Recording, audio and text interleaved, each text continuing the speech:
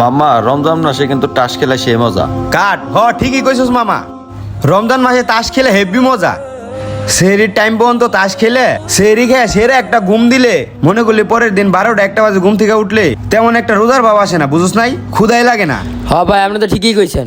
আপনি যে 1টা বাজে উঠেন, আমি যে 2টা বাজে উঠি, আমার তো ক্ষুধাই লাগে না।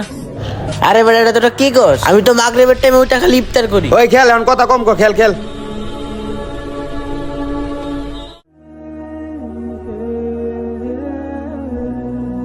এই লো ভূত মাইরা দিছি, এই লিটা আমার। এই যে মামা জিতে গেছি, আমাকে পয়েন্ট বেশি, ঠিক আছে? সেহেরির টাইম হয়ে গেছে, আর মাত্র 10 মিনিট বাকি আছে।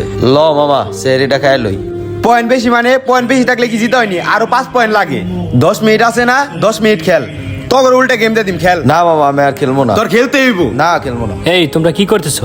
তাস খেলতেছো? সেরির তো সময় হয়ে গেছে।